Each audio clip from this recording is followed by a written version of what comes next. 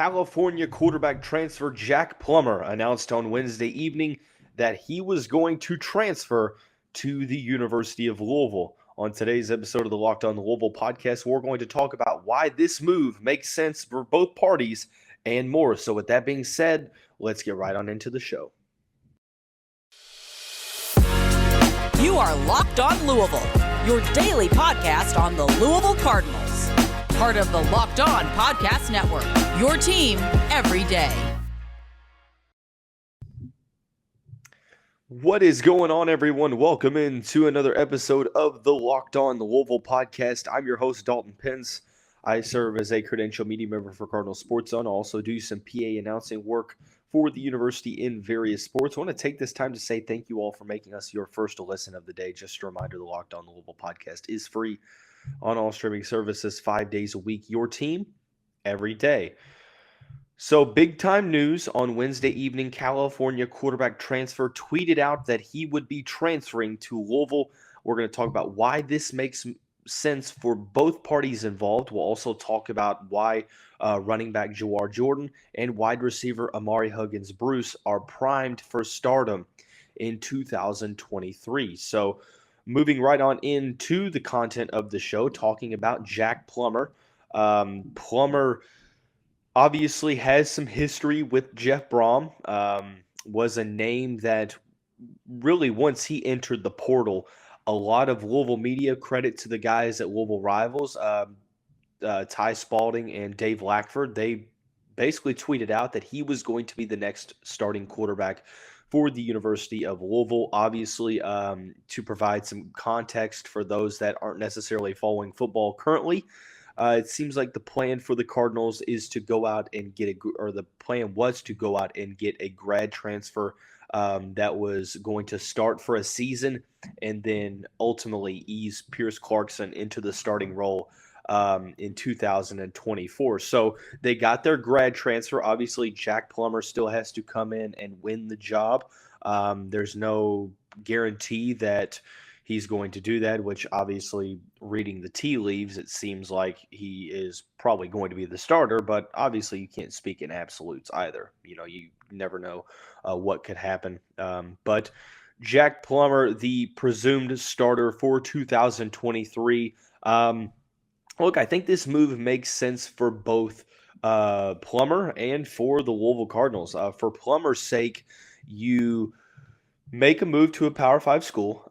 Granted, at California, had some issues with protection from the offensive line. Just overall, a team that wasn't necessarily all that great. So he improves his situation, comes to a team where, basically the expectations are to have a winning record, probably, win from anywhere from 7, 8, maybe 9 games. There's a favorable schedule for the Cardinals next season. You go into a starting spot.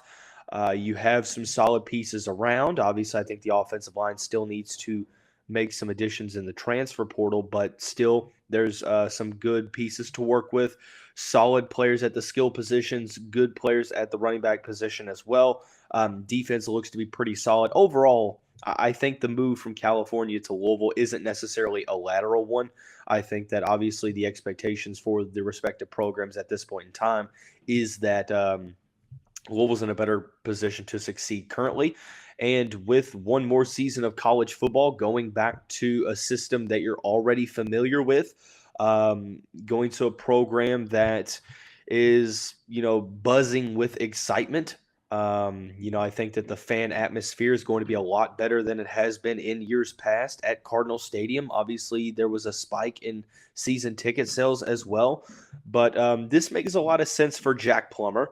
You go to an offense that suits you as well. Obviously California, I think he obviously had a career year, but you go back to an offense that you're familiar with. You go into a very favorable situation. So Plummer, it makes sense, and it makes sense for Louisville's side of things as well. Obviously, you bring in a quarterback that Pierce Clarkson is able to learn under, a veteran guy that knows this offense. He's played under Jeff Brohm. He's played under Brian Brohm. So not only will that help him on the field, but it will also help him to be able to help Pierce Clarkson in his development and taking him under his wing and just helping him out through the course of this season. So um, there has been talk of, okay, he transferred from Purdue, so if he was forced to transfer because Aiden O'Connell was the guy for the Boilermakers, why does Louisville want him now? Why does Jeff Brohm want him now? And I think that that's a fair question, but you have to factor in the context. He dealt with injuries in his time at West Lafayette, was playing solid before he got injured in 2021. And when he got hurt, Aiden O'Connell was playing so well that it really didn't make all that much sense for Purdue to make a move back to Jack Plummer. But he goes to California, has a respectable season considering that, he had some lackluster offensive line protection, 3,095 yards. That's 27th nationally in the country, 21 touchdowns to 9 interceptions. He was sacked 31 times this season. So it just goes to show you how he was struggled to be protected. Had a completion percentage of 62.5. Look, here's my take. I don't think that the 6'5" native of Gilbert, Arizona, is a guy that's going to lead Louisville to a playoff run. Like I don't think that it's a thing to where we see Plummer rise into the first round draft stock. I think what this is for Louisville, it gives you a solid option for next year. A guy that has played major snaps in college football. He's played multiple seasons, but not only that, one thing that I look at and I'm really, really encouraged about is the notion that Plummer knows this offense. He knows what Jeff Brohm likes to do on offense. We saw it this season. I was impressed by how he played against UCLA and USC. I think he had a combined 800 yards. Great job on the touch passes down the sideline. Has good touch on his throws that are over 30 yards. I would like to see him get a little bit better in the intermediate portion of the field, but just a fierce competitor. When you look at how California fans took the transfer, it was kind of a mixed bag, but a lot of people were highlighting how much fight and how much just overall desire to continue to play, play in, play out, despite, receiving a lot of hits. So you hope for the Cardinals' sake that he is able to take that next step forward. Hopefully the confidence continues to rise. Hopefully the familiarity early on allows Louisville to have some early season success when their schedule isn't really all that tough. Knock on wood, on the paper, at least that is. But I think that this is a move that's solid for many reasons. Obviously, you bring in a veteran guy that Pierce Clarkson can learn from, a guy that already knows this offense.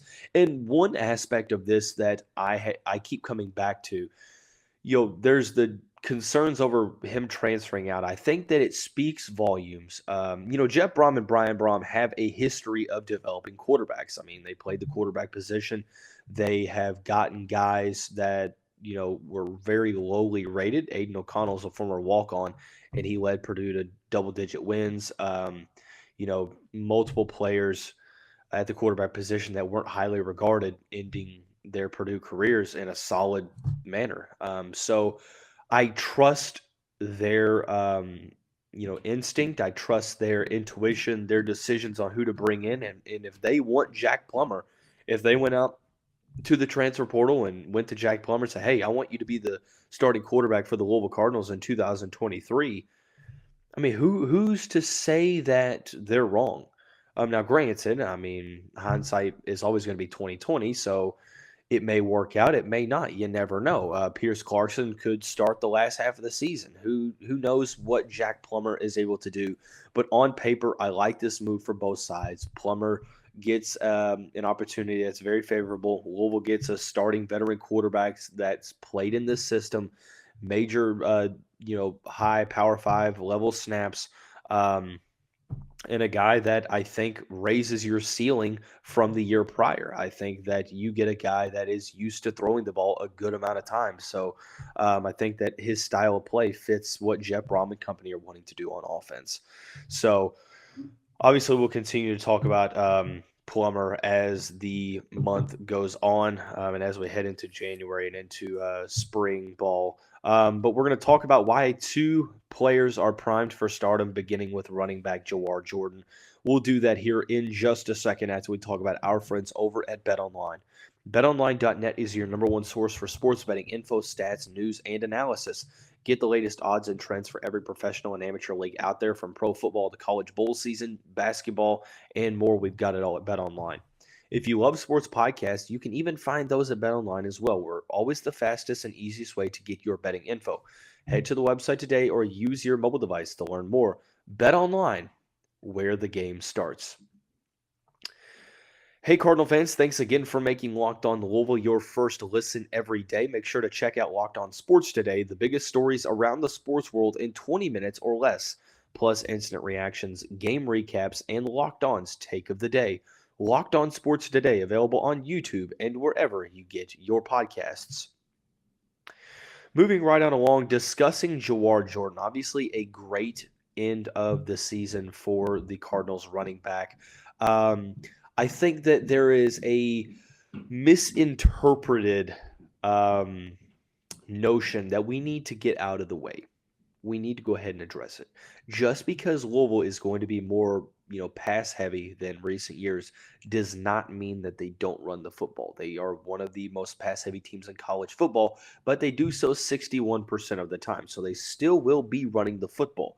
But I've said on this podcast time and time again that I think one of the reasons why Jawar Jordan has been so valuable for the Louisville Cardinals, and it didn't necessarily show statistically in 2022, is his ability to be a receiver out of the backfield. I think that that is a huge, aspect of how Jeff Brohm and company run offense. When you watch Purdue play over the past couple of years, sometimes the passes are really just extended run plays, getting the running backs the ball out in the flat.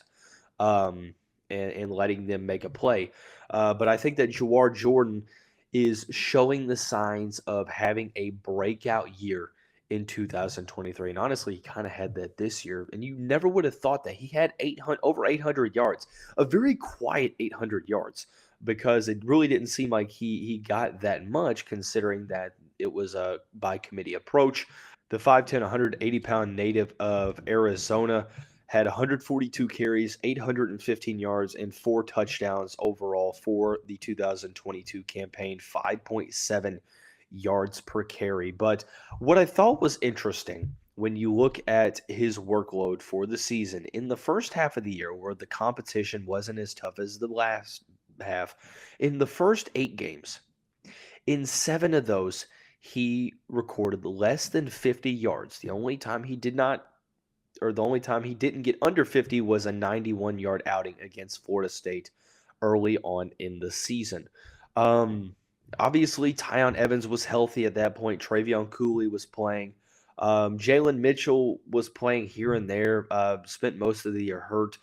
But the last 5 games of the season is what is encouraging to me. And that's when you saw the Cardinals play some of the tougher run defenses that they played all season. The last 5 games of the season, he rushed for at least 73 yards in each of those. 4 of the 5 were over the century mark. He had 17 for 117 against James Madison. Clemson, solid defensive line, 11 for 73. NC State had a very good defense, 16 for 105 and a touchdown. UK, very solid running defense, 22 for 145. Cincinnati, despite, having some offensive turnover, had some defensive guys playing in that one. Only had 9 carries, but had 115 yards and 2 touchdowns. And then you go back and you look at the yards per carry, 6.9 yards per carry against James Madison, 6.6 against Clemson, 6.6 NC State, 6.6 UK, 12.8 against Cincinnati. I think that not only is he getting it done statistically, but he's doing it extremely efficiently. He's making the most out of his opportunities. I think that you factor in his speed with the combination of his agility at the line of scrimmage. I think that he is able to change directions very quickly. He does a good job, even though not the biggest running back at 5'10", 180. He still does a great job of getting past that first line of contact. So not only is he getting it done statistically, but he's doing it efficiently. And something else you can't overlook from that is the Cardinals' offense was extremely one-dimensional in the back half of the season. James Madison was probably the last time that the Cardinals' passing game was even remotely close to being on par. Malik Cunningham goes down in the second half of that game against the Dukes, plays a half of football against Clemson, doesn't play against NC State, a couple drives against the UK, and doesn't play against Cincinnati. So the passing attack for the Cardinals really never got going. It may have been solid for one drive, but consistently from a game in, game out perspective, it just was not there. So it seems like you could make the case that defenses knew what the Cardinals were going to do. You knew that they were going to try to run the football. You knew the offensive line was one of their strengths. So it's like, hey, we're going to try to run the football, try to stop it. Tyon Evans, who is preparing for his NFL career, he was banged up, ended up preparing for his NFL career. So he didn't play much down the stretch. Travion Cooley, Jalen Mitchell as well. So not only were Jawar Jordan and Maurice Turner as well forced into the spotlight, but they were really the only two scholarship running backs available at the time. So it was either they succeed or the Cardinals rushing attack struggles. And shout out to both of those guys. Jawar Jordan, I thought that when he came to Louisville in August of 2021, or August of 2020. I think it's August of 2020. No, 2021. I'm losing track of my years, unfortunately. When he came to the program late in 2021, right before the start of the season, I thought that, okay, the ceiling for Jawar is going to be a change of pace running back that specializes in being a receiver out of the backfield. I couldn't have been more wrong. I think that what we're seeing now kind of reminds me of a Brandon Radcliffe-esque rise, where we saw Radcliffe sort of be a rotational running back for a set period of time, and then he just broke out onto the scene in 2016 or whatever year that was. So I think that you're going to see Jawar Jordan next season.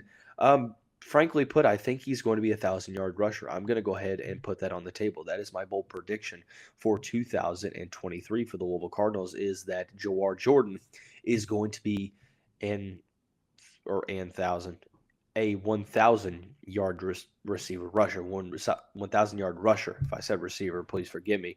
I just think that you saw the momentum. You saw what happened when he got a starter level workload, and even then, less than 20 carries in each of the last 5, except for one where he had 22 against UK. So I think that even though he may not get 25 carries a game next season, I think we see how well he does efficiently, so that he's going to turn that into a solid performance. So I really, really am excited to see what Jawar can do next season. I'm extremely high on his ceiling. I think that he is a guy that could play his way onto a lot of NFL draft boards next season. So we'll see how it works out for Jawar, but obviously I am leading the charge for the Jawar Jordan fan club.